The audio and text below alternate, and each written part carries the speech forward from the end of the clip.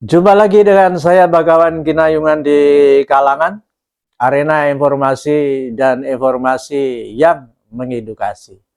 Sobat Kinayungan, kenapa menteri-menteri Prabowo sekarang dalam kebijakannya itu membuat gaduh di masyarakat? Seperti yang dilontarkan atau dicurhatkan oleh AHY, Menteri Koordinator Bidang Infrastruktur. Kemudian apa yang terjadi dari kebijakan yang disampaikan di gedung DPR oleh Yandri Susanto, Menteri Desa dan Daerah Tertinggal, tentang kebijakan-kebijakan minimarket yang harus ditutup atau tidak diizinkan lagi minimarket itu berkembang ada di beberapa pelosok daerah. Demikian juga apa yang dikatakan oleh Menteri HAM, yaitu Natalius Pigai,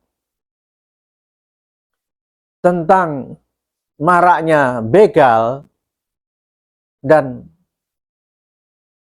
menentang kebijakan dari kepolisian. Mengapa bisa terjadi demikian? Apakah tidak ada koordinasi di dalam kabinet Prabowo saat ini?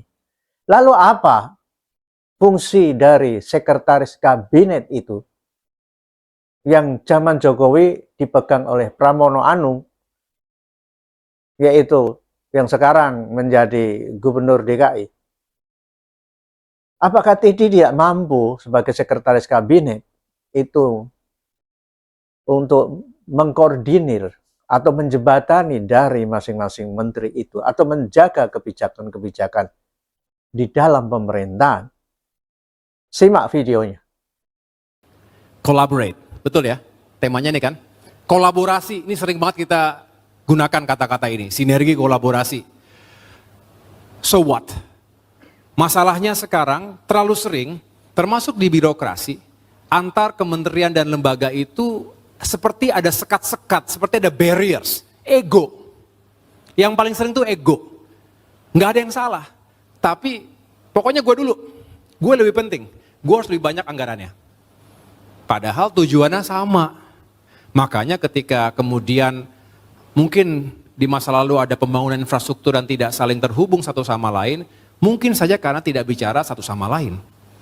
Kita membuat bandara besar, tapi kalau konektivitas menuju ke bandara tersebut masih sangat terbatas, bandara itu sepi, menjadi tidak optimal penggunaannya. Membangun sektor pariwisata tapi tidak terjangkau menuju ke sana juga akan sulit untuk bisa sukses dan lain-lain. Jadi collaboration itu harus benar-benar kita bangun, dan ini terkait juga membangun ekosistem yang saling mensupport satu sama lain. Kami tidak pernah mengatakan menutup Alfamart atau Indomaret yang sudah ada, silakan jalan. Tapi karena sekarang retail modern yang ini sudah masuk ke desa-desa, mohon para pemangku kepentingan untuk tidak lagi melakukan izin baru, sehingga nanti Menteri Desa dan Pembangunan Daerah Tertinggal Yandri Susanto menegaskan bahwa pemerintah melarang penerbitan izin baru ekspansi minimarket modern seperti Alfamart dan Indomart ke wilayah desa. Kebijakan tersebut diambil untuk melindungi ekonomi rakyat desa dan menyukseskan program Koperasi Desa Merah Putih.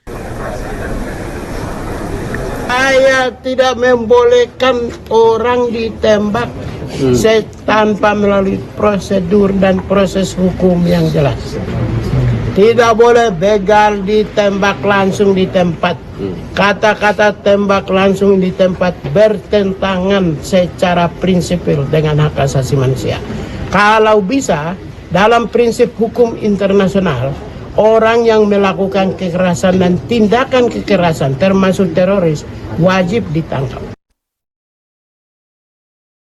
Sobat Kinayungan, memprihatinkan kan apa yang dikatakan AHY seperti itu, bahwa seperti masing-masing kementerian ada ekosektoral.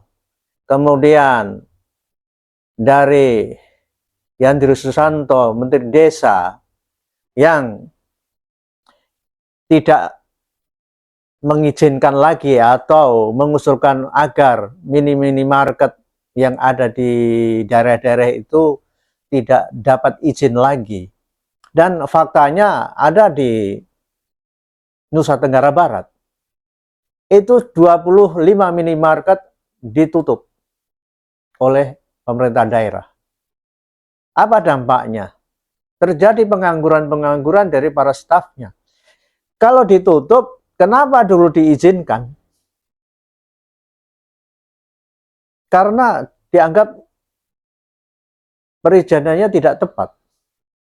Lalu kenapa dulu diizinkan? Kalau 1-2 mungkin bisa dievaluasi bahwa izin itu tidak tepat, atau yang mendirikan minimarket itu juga melanggar aturan. Tapi ini 25. Dan akhirnya berseberangan kebijakannya Andri Susanto itu, Menteri Desa itu, dengan Menteri Perdagangan. Sekarang ekonomi terbuka, siapapun boleh untuk mendirikan usaha sesuai aturan yang berlaku. Tapi bukan demi koperasi merah putih, akhirnya pengusaha-pengusaha lain itu harus tidak boleh berkembang. Kenapa tidak bersinergi? Misalnya, masyarakat setempat yang ikut koperasi desa merah putih itu, akhirnya Menteri Desa mendirikan, atau koperasi itu mendirikan merah putih Mart atau merah putih Maret, macam-macam. Sehingga bersinergi antara swasta semuanya ini yang juga dikelola oleh kementerian. Jadi harusnya tidak dungu-dungu banget lah demi masyarakat itu. Jangan ngambil sedang berkuasa. Indonesia sudah runtuh dolarnya terhadap dolar, rupiah terperosok dari dolar. Apakah ini dampak dari kebijakan-kebijakan menteri-menteri yang tidak populer tersebut? Demikian juga dari Menteri HAM yang sekarang berseberangan dengan kepolisian. Maraknya begal di mana-mana, korban berjatuhan, ada yang terbunuh. Tapi Menteri HAM itu kesannya membela begal. Memang begal itu kalau merampok tidak boleh ditembak langsung di tempat dengan mati. Tembak mati memang tidak boleh, tapi kan dilumpuhkan. Coba saya kasih tahu apa yang terjadi di media, terutama yang dari media Kompas ya, karena pernyataan Natilius Pigai yang tidak setuju begal tembak di tempat itu. Nah, Polda Metro Jaya merespon pernyataan Menteri HAM Natilius Pigai yang melarang wacana tembak di tempat bagi pelaku begal. Polisi menegaskan bahwa tindakan tegas dan terukur tetap akan dilakukan sesuai aturan hukum guna melindungi keselamatan masyarakat serta petugas di lapangan. Tugas polisi itu memang melindungi masyarakat, juga menjaga petugas-petugasnya di lapangan.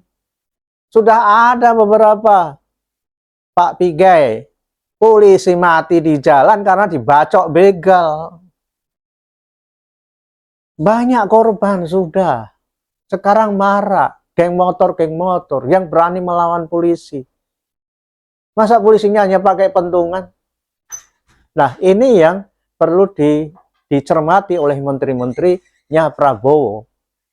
Jadi, wahai Pak Prabowo, saya prihatin saat ini dengan kabinet-kabinet Anda. Tolong dijaga, Pak, demi kesuksesan Pak Prabowo. Pak Prabowo sudah kerja keras, bagus. Banyak menteri-menteri bagus, tapi hal-hal seperti ini, ego-ego sektoral dari kementerian atau kebijakan-kebijakan tidak populer, seakan-akan membeli rakyat, tapi juga menindas rakyat yang lain, itu mohon dicermati. Sampai di sini perjumpaan dengan saya, Bagawan Kinayongan. Semoga Indonesia lebih baik. Wassalam.